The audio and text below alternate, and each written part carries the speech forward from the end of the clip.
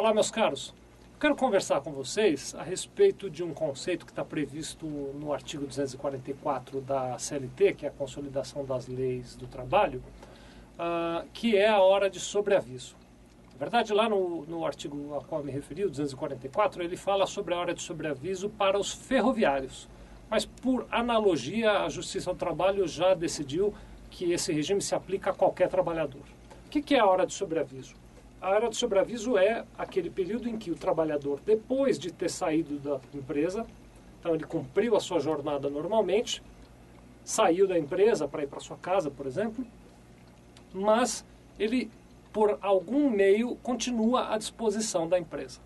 Por exemplo, os meios eletrônicos, como o celular, ou os rádios, e bips e coisas dessa natureza, né?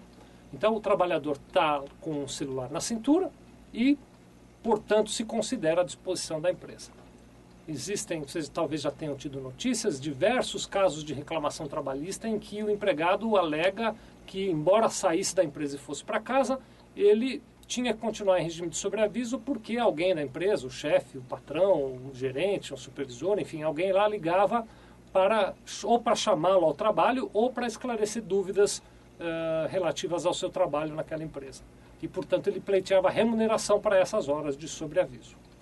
A primeira recomendação que eu tenho que fazer a respeito desse assunto é a seguinte: fale com o seu advogado. A legislação ela não é completamente clara para a questão e, quando a legislação não é completamente clara, passa a valer as jurisprudências. O que é esse conjunto de jurisprudências?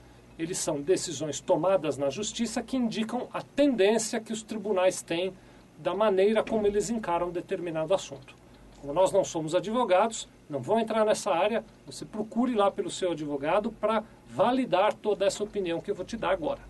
A nossa opinião é a seguinte, é de que o empregado, em teoria, ele só fica de sobreaviso naquele período de tempo em que ele tem a sua liberdade de locomoção e de movimentação restringida por exigência da empresa. Então, uma coisa é a seguinte, o empregado às 18 horas vai embora e a empresa exige que ele permaneça disponível até às 23 horas, por exemplo, para uma emergência que possa acontecer. Então, olha, vai para sua casa, mas não some não, até às 23 horas eu posso te ligar para você ter que voltar ao trabalho. Neste caso, sim, ele está de sobreaviso e, portanto, com o celular, com o bip, ou seja lá com o que for, eu posso acioná-lo para voltar ao trabalho.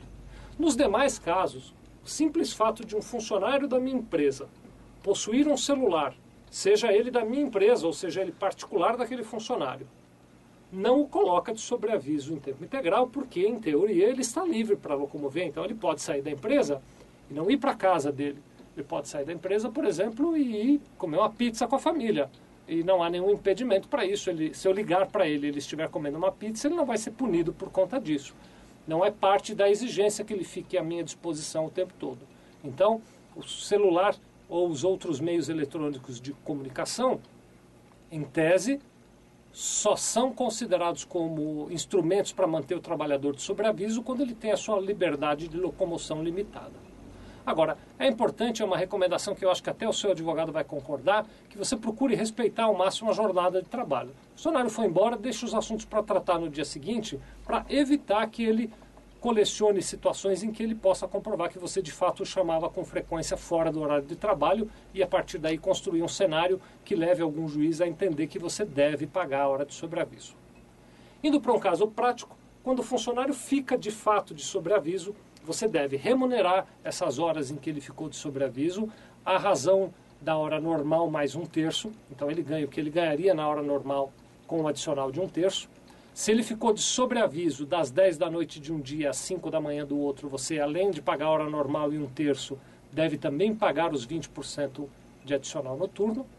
E quando chamar efetivamente o trabalhador, aí você para de pagar aquela hora de sobreaviso e passa a pagar horas extras conforme determinar o seu dissídio coletivo. Então, pense aí nas situações da sua empresa em que isso pode ser útil, converse com o seu advogado, se quiser volte a bater um papo aqui conosco, mas trate dessa questão com bastante cuidado para não ser surpreso amanhã ou depois com uma reclamação trabalhista. Muito obrigado.